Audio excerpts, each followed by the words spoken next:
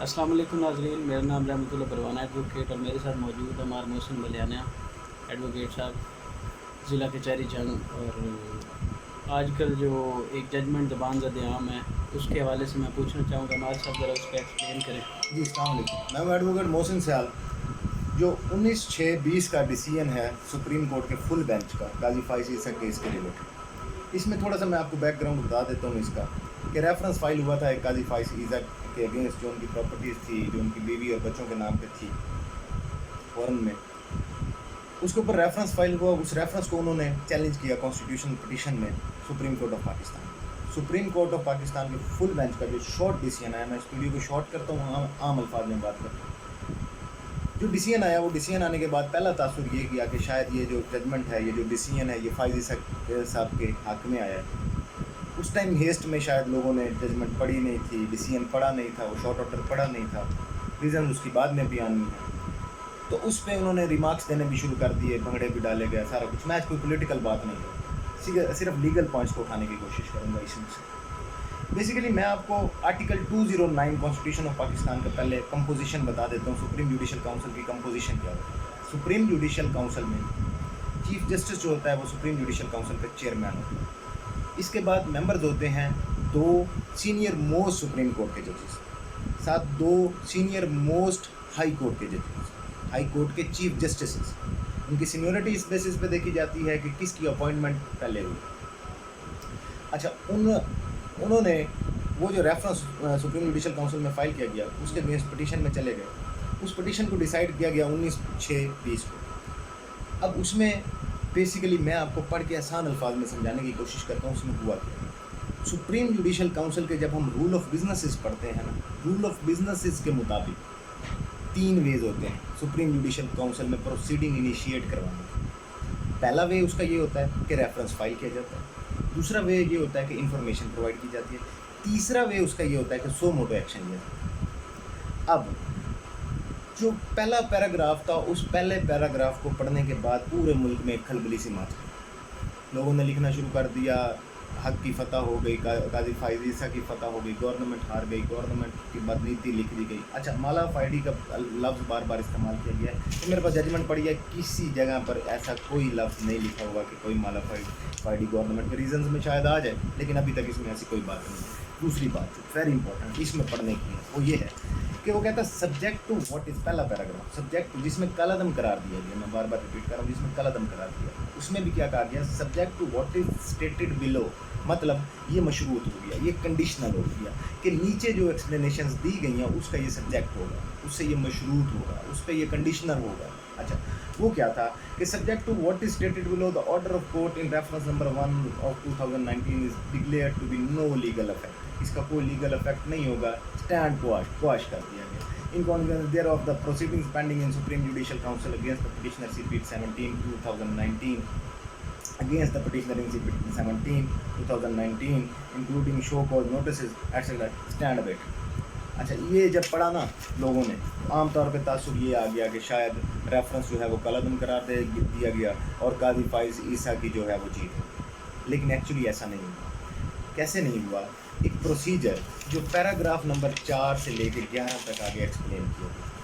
अब पैराग्राफ 4 के मुताबिक, मैं पैराग्राफ 4 पे आ जाता हूँ, कहता है with in the 7 days of this order, इस ऑर्डर के 7 दिनों के अंदर अंदर क्या किया जाएगा, कमिश्नर इनलैंड रेवेन्यू जो है, कमिश्नर इनलैंड रेवेन्यू जो है वो shall himself issue appropriate notices under the income tax ordinance 2001। वो नोटिसेस सर्व करेगा, appropriate notices under income tax ordinance 2001। किसको? स्पोज और चिल्ड्रन जो हैं काजी फाइज ईसा साहब। अच्छा, अब मैं बात को थोड़ा सा शॉर्ट करता हूँ। प्रॉपर्टीज़ तो सारी जो थी वो जजमेंट में एक्सेप्ट कर ली गई कि हमारी हैं। अब बात जो इम्पोर्टेंट है वो ये है कि उन्होंने वो जो फंड्स थे, जो सोर्सेज ऑफ फंड्स थे, जो सोर्सेज थे जिनसे वो फंड्स बना के वो प्रॉपर्टियाँ खरीदी गई, वो फंड्स की एक्सप्लेनेशन देना इनकी ज़िम्मेदारी है, उसकी बच्चों की और बीवी की, उसको देनी पड़ेगी कमिश्नर के सामने। अब उसके बाद जो पैराग्राफ 6 है उसके मुताबिक अगर वो कंट्री में ना भी हुए तो ये बहाना भी नहीं चलेगा, उनको विद इन टाइम, और टाइम कितना दिया गया प्रोसीडिंग कंप्लीट करने का, ये पैराग्राफ नंबर 7 में है, वो टाइम दिया गया जी, सॉरी पैराग्राफ नंबर 8 में वो टाइम दिया गया जी 60 दिन। 60 दिन में प्रोसीडिंग्स कंप्लीट होंगी, नोटिस इशू होने के बाद 60 दिन, प्रोसीडिंग्स कंप्लीट होने के बाद 75 डेज़ के अंदर अंदर उसको ऑर्डर इशू करना होगा, कमिश्नर ने ऑर्डर इशू करना होगा। वो इशू करने के बाद जो पैराग्राफ नंबर 9 है, इट इज़ वेरी इंपॉर्टेंट, जिसको मैं एक्सप्लेन करना चाहता हूँ। वो कहता है with in 7 days of issuance of the order by the commissioner, 7 दिन के अंदर जब कमिश्नर ऑर्डर जारी कर देगा, the chairman Federal Board of Revenue FBR shall submit a report, वो पर्सनली साइन करके रिपोर्ट सबमिट करवाएगा, किसको? सेक्रेटरी सुप्रीम जुडिशल काउंसिल को।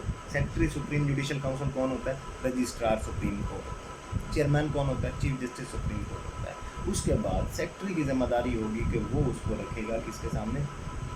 चीफ जस्टिस ऑफ पाकिस्तान, जो सुप्रीम जुडिशल काउंसिल के चेयरमैन।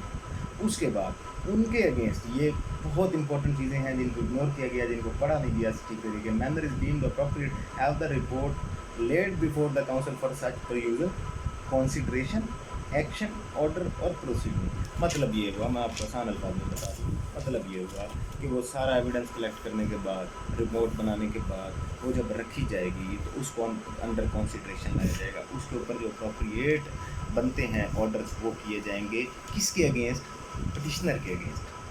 अब यहाँ पर ना लोगों के में आम तौर पे ये तासुर भी जा रहा है कि शायद जो सुप्रीम कोर्ट का ये डिसीजन है उसमें ये कह दिया गया कि उनकी तहकीकात बीवी और बच्चों की तो होंगी, लेकिन जो पटिशनर थे काजी फायज़ साहब वो इसमें से बरी ज़िम्मा हो गए। ऐसा नहीं है, अगर वो बरी ज़िम्मा हुए होते तो फिर उनको दोबारा सुप्रीम जुडिशल काउंसिल में ना भेजा गया होता। जैसे मैंने इस वीडियो के शुरू में बताया कि हमारे पास 3 फॉरम होते हैं। पहला फॉरम था रेफरेंस, दूसरा फॉरम था इन्फॉर्मेशन, तीसरा फॉरम था सोमोटो। तो पहले 2 फॉरम्स को आप कलदम कह लीजिए, क्वाश्ड कह लीजिए, रेफरेंस फाइल किया गया था उसको क्वाश्ड कह लीजिए, लेकिन वो तीसरे फॉरम की तरफ चले गए। प्रोसीडिंग्स इनिशिएट होंगी, प्रोसीडिंग्स उसके अगेंस्ट काजी फायज़ साहब के अगेंस्ट चलेंगी, तमाम जो रिपोर्ट है मुरतब की जाएगी।